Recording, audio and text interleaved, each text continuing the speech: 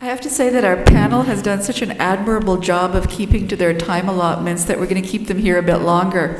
And I'm going to ask each of them to just leave us with one thought from their sessions. So Arlie, if I could start with you.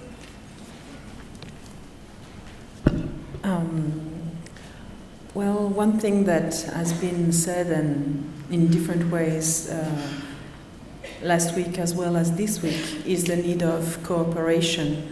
And bouncing back on what I was saying during my report is that I think that more than overarching framework, we need to recognize what each part of the knowledge and framework can bring to the overall issues, but keeping each their specificity and their knowledge and expertise. So, thank you. Please. I would say, I think earlier this morning there was talk of looking at investment in resilience as being a cost, and indeed it's going to be a cost that governments have to consider. And then thinking about making all these investments, I would say sound risk management becomes very critical so that we make sure that we do not, the future shocks do not erode the gains that we've made in building the resilience out of the investments that we're making now. So I would say, as we're making these investments, we need to also consider how do we manage the risks and ensure that any future shocks do not erode any gains that we are making progress for us to see any meaningful output out of it. Thank you. Thank you. Marco? Maybe one thought coming from the discussion of the difference between resilience and climate adaptation. And that is the difference between using resilience as a lens to look at all sorts of development and non-development intervention and looking how they would change the resilience of the system versus the effort to build specific resilience, specified resilience against specific stresses or shocks. I think that's a helpful distinction to keep in mind. There's a lens that we can apply to many things, and then there's strategies and intervention that we can design against specific shocks and specific stresses.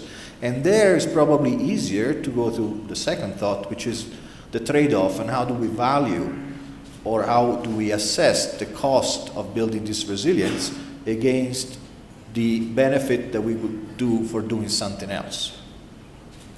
Thank you. Ruth? Thank you. Likes are very important these days. So if resilience is a concept that the global community likes, use it to fix the missing link between humanitarian action and long-term development. But for that to be meaningful, I think we better need to understand what resilience means for people. Thank you. Kim?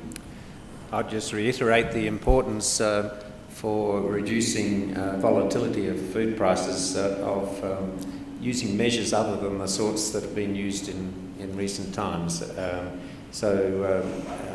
Locally, investing more in infrastructure to make markets thicker at the local level would help, but nationally, switching from measures that insulate the domestic market from international fluctuations and instead target, because they're very inefficient at targeting the poor that are hurt by that, and instead focus on measures that are much more capable of focusing or helping the poor, namely conditional cash transfer type social protection measures.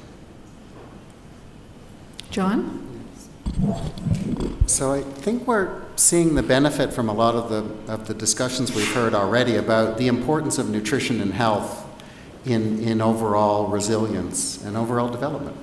And so I think one of the key things is, how do we put this in a proper context? Because, I mean, health and nutrition can't be seen as a separate thing. I mean, we want to optimize all kinds of things together, but how do we integrate this kind of good thinking about human capability in resilience as fundamental and give health and nutrition its kind of rightful place among a number of other things? Great. And Anita?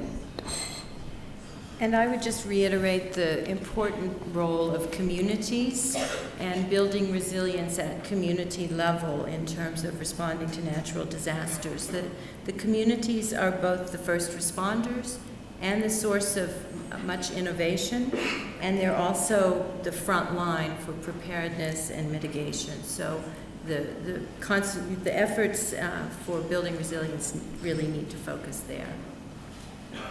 Thank you.